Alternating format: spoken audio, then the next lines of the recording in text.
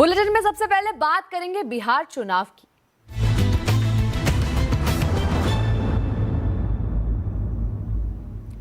तो महागठबंधन के बाद एनडीए ने भी बिहार विधानसभा चुनाव के लिए अपना घोषणा पत्र जारी कर दिया है। इस दौरान एनडीए के बड़े नेता मौजूद रहे। एनडीए के संकल्प पत्र में 1 करोड़ से ज्यादा सरकारी नौकरी और रोजगार देने का वादा किया है। इसके अलावा गरीबों के लिए पंचामृत गारंटी दी है। संकल्प पत्र में 5 लाख रुपए तक मुफ्त इलाज, 125 यूनिट तक फ्री बिजली और मुफ्त राशन का वादा भी किया गया है। इसके अलावा बिहार में 50 लाख पक्के मकान बनाने का वादा भी है। महिला रोजगार के लिए 2 लाख रुपए तक मदद का वादा भी किया है। तो वहीं 1 करोड़ महिलाओं को लखपति दीदी बनाने का इरादा भी है। आर्थिक रूप से पिछड़े वर्ग को 10 लाख रुपए की आर्थिक मदद का वादा भी किया है। फिर से एनडीए की सरकार बनी तो किसान सम्मान निधि की राशि 6,000 से बढ़ाकर 9,000 रुपए कराने का वादा भी शामिल है। प्रधानमंत्री की पूर्वोदय योजना के तहत यहाँ की मुख्यमंत्री नीतीश कुमार जी के नेतृत्व में बिहार में पिछले 20 साल से एनडीए की शासन सेवा चली आ रही है। आने वाले 5 साल तक इसको कैसे और एक नई ऊंचाई तक लिया जाएगा।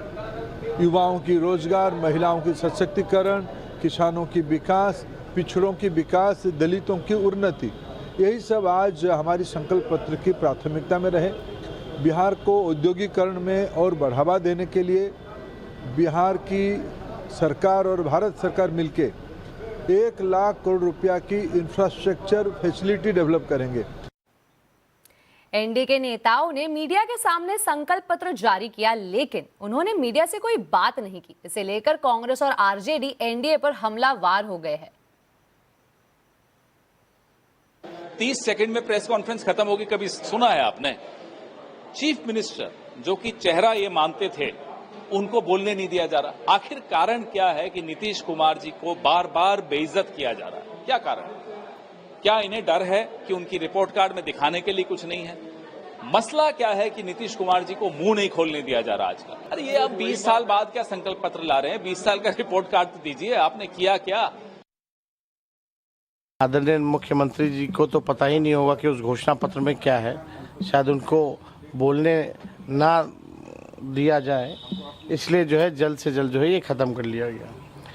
लेकिन हम तो कहना चाहते, जो हमने घोषणा पत्र देखा, एनडीए के लोगों को सॉरी पत्र लाना चाहिए और बिहार के 14 करोड़ जनता से सॉरी बोलना चाहिए था कि 20 साल से भी राज करने के बाद भी सबसे गरीब राज्य बिहार, कोई कारखाने नहीं, कोई निवेश नहीं। तो जन स्वराज के फाउंडर प्रशांत किशोर ने भी एनडीए के घोषणा पत्र को लेकर हमला बोला है। वो घोषणा पत्र और संकल्प पत्र में क्या लिखते हैं उसका कोई बहुत महत्व नहीं है, क्योंकि जनता ये भी देख रही है कि इनके ये तो हर बार यही कहते हैं, एक नया घोषणा पत्र बनाते हैं, नए तरह की घोषणा करते हैं, करना उनको कुछ नहीं, करना उनको वही है जो पहले से कर रहे हैं। और जो बिहार की स्थिति अभी है, आप इन सारे संकल्प पत्र और घोषणा पत्रों के बाद भी देश के सबसे गरीब और पिछड़े राज्य हैं। 50 लाख से ज़्यादा बच्चे अभी भी छठ में किस तरीके से, कितनी दुर्दशा से वापस लौटे हैं, ये पूरे देश ने अभी देखा है, 5 दिन पहले देखा है। तो ये तो इन संकल्प पत्रों के, घोषणा पत्रों के, वादों के, प्रण के पीछे का जो झूठ है उसको दिखाता है। इसका कोई महत्व नहीं है। इधर संकल्प पत्र के दौरान प्रेस कॉन्फ्रेंस नहीं करने पर एनडीए की तरफ से सफाई भी आई है। राष्ट्रीय लोक मोर्चा के प्रमुख उपेंद्र कुशवाहा ने कहा है कि चुनाव का समय है, सभी नेता व्यस्त है, इसीलिए लंबे समय तक बैठना संभव नहीं था। ऐसा कैसे कह सकती प्रेजेंट में? उन्होंने आकर के जारी किया है। सब लोगों ने मिलकर, एनडीए ने, जिसमें नीतीश कुमार की उपस्थिति थी, सबने मिलकर इसको जारी किया है। हाँ, अभी चुनावी व्यवस्था है, जिसके चलते कई जगह सब लोगों को जाना है, तो लोग जा रहे हैं, इसलिए अब वहाँ सब लोग बैठकर 1 घंटा समय लगाते तो उसमें अभी जो प्रभावित होता है। वहीं बिहार में चुनावी सरगर्मियों के बीच पटना के मोकामा में बाहुबलियों का खूनी खेल भी शुरू हो गया है। कल मोकामा के बाहुबली नेता दुलारचंद यादव की हत्या हो गई और इसका आरोप लगा है बाहुबली नेता और मोकामा से जेडीयू के उम्मीदवार अनंत सिंह पर। इस मामले में अनंत सिंह समेत 5 लोगों पर एफआईआर दर्ज की गई है। मोकामा से अनंत सिंह के खिलाफ बाहुबली नेता सूरज भान की पत्नी वीणा देवी आरजेडी से उम्मीदवार है। वहीं दुलारचंद यादव जन स्वराज पार्टी के उम्मीदवार पीयूष उर्फ लल्लू मुखिया का समर्थन कर रहे थे। 3 बाहुबलियों की टक्कर में हिंसा का आशंका पहले से ही जताया जा रहा था। कल दुलारचंद पर उनके प्रत्येक गांव में हमला हुआ और उन्हें गोली मार दी गई। हत्या के बाद पूरे इलाके में तनाव है।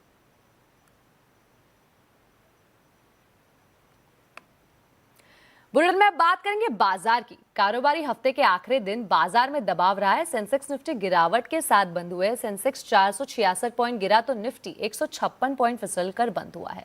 आज के बाजार में मिड कैप स्मॉल कैप शेयरों में दबाव रहा है और बाजार में आज कैसा रहा है कारोबार, बता रही है कंचन नौटियाल। तो हफ्ते का आखिरी कारोबारी दिन, इनफैक्ट अगर अक्टूबर का भी देखा जाए तो ये आखिरी कारोबारी दिन है। बाजार में थोड़ी सी जो प्रॉफिट बुकिंग है आज के सत्र में देखने को मिली है। निफ्टी में अगर आप देखें तो करीब करीब 1% की गिरावट आज के सत्र में देखी गई है। बैंक निफ्टी थोड़ा सा आज अपने बैकफुट में खेलता हुआ नजर आया है। यहाँ पे जो प्राइवेट बैंक्स है वहां पे एक जो गिरावट का सिलसिला है वो देखने को मिला है। HDFC bank, Kotak Mahindra bank, ICICI bank, यहाँ पे जो बेयर्स का ग्रिप था वो काफी ज्यादा हमें बनता हुआ नजर आया है। अब अगर स्टॉक्स के हिसाब से बात करी जाए तो देखिए भारत इलेक्ट्रॉनिक्स, यहाँ पे नंबर्स अच्छे आए। नंबर्स के बाद करीबन 4% का अपसाइड देखने को मिला है। आयशा मोटर्स, इनफैक्ट पूरे ही सेक्टर वाइज अगर हम देखें तो ऑटो में थोड़ा सा रुझान जो है वो पॉजिटिव साइड में बना हुआ था। श्रीराम फाइनेंस नंबर्स अच्छे आए हैं, ये मोमेंटम देखने को मिला। लार्सन एंड टूब्रो, इसके भी नंबर्स पॉजिटिव देखने को मिले। उसके बाद तेजी का रुख बना रहा। गिरने वालों की तरफ देखते हैं। इटर्नल, देखिए स्विगी के नंबर्स आए थे और यहाँ पे भी वो जो रैली है वो हमें आती हुई दिखाई दी है। मैक्स हेल्थ केयर, सिप्ला और एनटीपीसी के नंबर्स आए थे। नंबर्स के बाद ये रुझान देखने को मिला है। अब अगर बात करी जाए मिड कैप की तो यहाँ पे देखिए IDBI बैंक, यहाँ पे अच्छे खासे गेंस जो हैं वो देखे गए हैं। IDFC फर्स्ट बैंक में अच्छे गेंस देखे गए हैं और खबरों के चलते ये एक तो पूरे बाजार में बजिंग था, उसके बाद भी ये जो मोमेंटम है वो देखने को मिला है। और बिंदो फार्मा और येस बैंक में आज थोड़ी हल्की फुल्की हमें बढ़त देखने को मिली है। लूजिंग पॉकेट में बात करें बंधन बैंक, यहाँ पे जो एसेट क्वालिटी है वो काफी ज्यादा हमें गिरती हुई नजर आई है। कल इसके नंबर्स आए थे जिसके बाद ये देखा गया है। एम्फेसिस नंबर्स के बाद ये गिरावट देखी गई है। नायका और PB फिनटेक की बात करी जाए तो यहाँ पे भी जो मंदी का रुझान है वो बनता हुआ नजर आया। लेकिन अगर हम ओवरऑल समझे तो अक्टूबर सीरीज की जो एंडिंग है वो हमें एक फ्लैट नोट पे होती हुई दिखाई दी है। बिकॉज रिसेंटली हमने देखा था बाजार में एक अच्छा खासा मोमेंटम जो है वो बना हुआ था, जिसके बाद एक प्रॉफिट बुकिंग आई है। अब एक नजर डालेंगे आज के आवाज अड्डा के टॉपिक पर। बाजार में अभी 2 दिनों से गिरावट हावी है, लेकिन इसको अभी ट्रेंड नहीं माना जा सकता। इस हफ्ते के इंट्राडे में बाजार ऑलमोस्ट न्यू हाई पर पहुंचा था। तो ऐसे में आगे क्या करें, आवाज अड्डा में आज इसी पर चर्चा करेंगे। डर के आगे नया शिखर, जरूर जुड़िए शाम 7:57 पर। तो कल से शादियों के सीजन की शुरुआत होगी। शादी की शहनाई, बाजार में कैसी रहेगी कमाई, शादी का क्या है मार्केट कनेक्शन, बता रहे आशीष चतुर्वेदी। पूरे देश में अगर आप देखें तो कल से आपको लगातार शहनाई बजती हुई नजर आएगी। 46 लाख शादियां हैं और इन शादियों पर आप देखें तो 6.5 लाख करोड़ जो है भारतीय खर्च करने वाले हैं। और दरअसल अगर आप देखें तो आंकड़ा बताता हूं, सिर्फ दिल्ली में 4,80,000 शादियां आपको देखने को मिलेगी और केवल दिल्ली में 1,80,000 करोड़ का बड़ा खर्च यहां पर आपको देखने को मिलेगा। अब आप ये सोच रहे होंगे कि जानकारी मैं आपको क्यों दे रहा हूं, लेकिन ये मार्केट पर्सपेक्टिव से अगर आप देखें तो बहुत इंपॉर्टेंट हो जाती है, खास तौर पर क्योंकि भारतीय शादियां जो होती हैं वो जानी इसी के लिए जाती हैं, बिग फैट इंडियन वेडिंग। अब आप समझिए कि जो शादियों में कुल खर्च होता है इसमें 15% होता है ज्वेलरी पर, अपैरल पर होता है 10%। अब तो आजकल अगर आप देखें तो एक डेस्टिनेशन वेडिंग का भी चलन आ गया है। तो आप ये समझिए कि जो ट्रैवल है, हॉस्पिटैलिटी है, इस पर भी जो लगातार खर्च है ये बढ़ता जा रहा है। तो मार्केट पॉइंट ऑफ व्यू से देखें तो ये सीजन 14 दिसंबर तक बड़ा की मॉनिटरेबल रहेगा। इसी के चलते अगर आप देखें तो कुछ स्टॉक्स आप रख सकते हैं रडार पर, जैसे सारी ज्वेलरी कंपनियां, टाइटन है, कल्याण ज्वेलर्स, सेंको गोल्ड, PNG, इन्हें आप रखेंगे रडार पर। इसके अलावा इंडियन होटल्स है, लेमन ट्री होटल्स है, ताज GVK, ITC होटल्स, क्योंकि मैंने बताया डेस्टिनेशन वेडिंग का ट्रेंड है। और साथ में 10% खर्चा जो है लोग कपड़ों पर करते हैं, तो वेदांत फैशन, ABFRL और अरविंद, इन स्टॉक्स को भी आप अपने रडार पर रखिए। बढ़ते अगली खबर की ओर। आज से भारत और अमेरिका के बीच रक्षा सहयोग का एक नया दौर शुरू हो रहा है। आज एशियन समिट के साइडलाइन में भारत के रक्षा मंत्री राजनाथ सिंह और अमेरिका के सेक्रेटरी ऑफ वॉर पीट हैक्सेट ने 10-year डिफेंस फ्रेमवर्क एग्रीमेंट पर हस्ताक्षर किए। यह एग्रीमेंट 1 दशक के रक्षा सहयोग का रोड मैप है, जिसमें मिलिट्री कोलैबोरेशन, कैपेसिटी बिल्डिंग और इंडो पैसिफिक क्षेत्र में साझा गतिविधियां शामिल है। पीट हैक्सेट ने कहा है कि इस समझौते का भारत और अमेरिका के रिश्तों पर गहरा असर पड़ेगा और इससे इंडो पैसिफिक क्षेत्र में सुरक्षा मजबूत होगी। वहीं राजनाथ सिंह ने कहा है कि इस समझौते से एक नया अध्याय की शुरुआत हो रही है। 3 बार टेलीफोनिक वार्ता हमारी हो चुकी है और जब आपसे एडीएम के साइडलाइंस पर व्यक्तिगत रूप से मिलकर मुझे बेहद खुशी हुई है और इस अवसर पर डिफेंस फ्रेमवर्क की शाइनिंग मैं समझता हूं कि उसके परिणाम स्वरूप आज एक नए अध्याय का प्रारंभ होगा और मेरा पूरा विश्वास है कि आपकी लीडरशिप में भारत और यूएस के रिश्ते और अधिक मजबूत होंगे।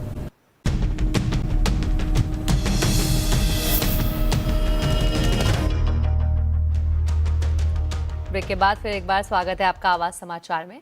दिल्ली एनसीआर के दूसरे एयरपोर्ट नोएडा इंटरनेशनल एयरपोर्ट को लाइसेंस देने की प्रक्रिया अब आखिरी चरण में है। आज पहली कैलिब्रेशन फ्लाइट ने नोएडा एयरपोर्ट पर सफलतापूर्वक लैंडिंग की। फ्लाइट की लैंडिंग डेटा के आधार पर एविएशन रेगुलेटर डीजीसीए एयरपोर्ट को एरोड्रोम लाइसेंस देगा। सूत्रों के मुताबिक नवंबर के पहले हफ्ते में यह लाइसेंस दिया जा सकता है।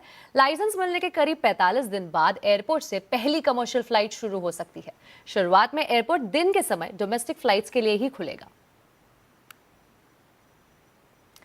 बढ़ते अगली खबर की ओर। आईआईटी दिल्ली की एक चौंकाने वाली रिसर्च आई है। इसमें बताया गया है कि स्मार्टफोन का जीपीएस सिर्फ आपकी लोकेशन ही नहीं बल्कि आपके आसपास का माहौल और गतिविधियां भी पहचान सकता है। इससे बचने के लिए आपको क्या करना चाहिए, इस पर आईआईटी दिल्ली के प्रोफेसर स्मृति रंजन सारंगी से बात की हमारे संवाददाता रोहन सिंह ने। क्या रिकमेंडेशन है आपका? हम इसे ऑफ तो कर नहीं सकते और क्या डिफरेंस है हम जो नॉर्मल परमिशन देते हैं और प्रिसाइज परमिशन देते हैं, उसमें कोई अंतर है क्या? हाँ, अंतर है। तो 2 तरह का लोकेशन परमिशन होता है, कोर्स ग्रेन और प्रिसाइज। तो आपका जो कोर्स ग्रेन है वो आमतौर पे वो मोबाइल टावर से लेता है, प्रिसाइज जो है वो सैटेलाइट से लेता है। और आपकी बात सही है कि बहुत सारे ऐप अगर आपने परमिशन दिया नहीं तो वो चलेंगे ही नहीं और आपको वो ऐप चाहिए। तो उसका एक ही तरीका है कि आप कम से कम समय के लिए वो परमिशन दें। और परमिशन में भी होता है always when the app is in use, तो है ना, तो आप बैकग्राउंड परमिशन ना दें। और दूसरा है कि अगर सेंसिटिव है तो आप बस खाना ऑर्डर करने के पहले परमिशन ऑन करिए फिर ऑफ कर दीजिए। तो उससे एंड प्लस अवैध सोर्सेस से कभी कभार व्हाट्सएप में भी लोग लिंक भेज देते हैं ऐप का, वो सबको मत इंस्टॉल करिए। जो पॉपुलर है, आप जिसको ट्रस्ट करते हैं या लोग बाग जिसको ट्रस्ट करते हैं वो आप इंस्टॉल करिए। क्योंकि अच्छा प्रोफेसर, अगर ये बताइए कि जैसे हमने जब परमिशन दिया, मान लीजिए किसी कंपनी को, किसी ऐप को हमने परमिशन दे दी और प्रिसाइज परमिशन दे दी, अब उससे हमें हमारी सराउंडिंग के बारे में तो पता है, लेकिन क्या वो हमारी एक्टिविटी के बारे में भी जान सकता है? हाँ, जान तो सकता है। तो बेसिकली वो आपका एक्टिविटी, हमारा रिसर्च ये बताता है कि आपका एक्टिविटी के बारे में जान सकता है। अगर आप मान लीजिए दौड़ रहे हैं, वो तो लोकेशन से पता लग जाएगा। एक रूम में भी अगर आप हिलडुल रहे हैं या आपके आसपास के लोगों में भी मूवमेंट हो रही है तो वो भी हम पता लगा सकते हैं। अब इसका सही इस्तेमाल गलत इस्तेमाल वो दूसरी चीज है, लेकिन आमतौर पे अगर प्राइवेट डेटा कोई लीक हो रहा है तो आप मान के चलिए कि उसका गलत इस्तेमाल होगा। तो सुप्रीम कोर्ट ने बेघर कुत्तों से जुड़े मामलों में राज्य के मुख्य सचिवों को वीडियो कॉन्फ्रेंसिंग के जरिए पेश होने की अनुमति देने से साफ इनकार कर दिया है। कोर्ट ने सख्त रुख अपनाते हुए कहा है कि मुख्य सचिवों को हर हाल में व्यक्तिगत रूप से अदालत में उपस्थित होना होगा, भले ही इसके लिए कोर्ट के ऑडिटोरियम को अस्थायी अदालत में ही क्यों ना बदलना पड़े। ज्यादा जानकारी के लिए हमारे साथ जुड़े हैं संवाददाता असीम मनचंदा। असीम, क्या कहा है सुप्रीम कोर्ट ने? बेघर कुत्तों के मामले में सुप्रीम कोर्ट ने सोमवार को सुनवाई की थी। कोर्ट ने पाया कि अभी तक राज्यों ने अपना जवाब दाखिल नहीं किया, तो ऐसे में सुप्रीम कोर्ट ने सभी राज्यों के मुख्य सचिवों को फटकार लगाई थी और कहा था कि अगली सुनवाई के दौरान वो कोर्ट के अंदर उपस्थित रहे। आज सरकार ने कोर्ट में सुप्रीम कोर्ट से इस मामले में ढील देने की मांग की। सरकार का कहना था कि इन जो मुख्य सचिव है उनको वीडियो कॉन्फ्रेंसिंग के जरिए उपस्थित होने की मंजूरी दी जाए, लेकिन सुप्रीम कोर्ट ने इससे इनकार कर दिया। सुप्रीम कोर्ट ने कहा 3 महीने बीत चुके हैं, हमने अपना आदेश जारी किया था, ये काफी महत्वपूर्ण मुद्दा है, इसमें इस भारत की छवि इंटरनेशनली खराब हो रही है। तो ऐसे में जो राज्य हैं उनको अपना जवाब दाखिल करना चाहिए था, लेकिन राज्यों को हमारे आदेश की परवाह नहीं है। सुप्रीम कोर्ट ने यह भी कहा कि अगर मुख्य सचिव उपस्थित होंगे, अगर उनके लिए हमें जो कोर्ट का ऑडिटोरियम है उसको कोर्ट के अंदर तब्दील करना पड़े, तब भी हम इस मामले की सुनवाई करेंगे और उनको कोर्ट के अंदर उपस्थित होना पड़ेगा। तो अब सुप्रीम कोर्ट इस पूरे मामले की सुनवाई 3 नवंबर को करेगा, जहां वहां पर सभी राज्य के मुख्य सचिव को फिजिकली उपस्थित होना होगा। शुक्रिया असीम इस पूरी जानकारी पर। तो तो भारत की बेटियों ने कल नीली जर्सी में इतिहास रच दिया। महिला वनडे वर्ल्ड कप के सेमीफाइनल में टीम इंडिया ने ऑस्ट्रेलिया को कभी न भूलने वाली मैच में हरा दिया है। 338 रन के पहाड़ जैसे स्कोर को पीछा करते हुए भारत की बेटियों ने वो कर दिया जो पहले कभी नहीं हुआ। ये विमेंस वनडे इतिहास की सबसे बड़ी रन चेस थी, लेकिन कप्तान हरमनप्रीत और जेमिमा रॉड्रिगेज ने इस असंभव से लगने वाले कारनामे को कर दिखाया। जेमिमा ने शानदार शतक लगाया और आखिर तक आउट नहीं हुई। उनकी जीत के बाद वाली भावुक तस्वीरें इस वक्त सोशल मीडिया पर वायरल है। पूरा देश इस जीत से गदगद है। अब रविवार को मुंबई के इसी डीवाई पाटिल स्टेडियम में साउथ अफ्रीका से फाइनल मुकाबला होगा। अगर टीम इंडिया ने यह भी जीत लिया तो फिर ये देश में महिला क्रिकेट के लिए 1983 मोमेंट होगा, जब कपिल देव की कप्तानी में भारत पहली बार क्रिकेट का वर्ल्ड चैंपियन बना था। लेकिन फिलहाल तो पूरा देश बोल रहा है शाबाश बेटियों।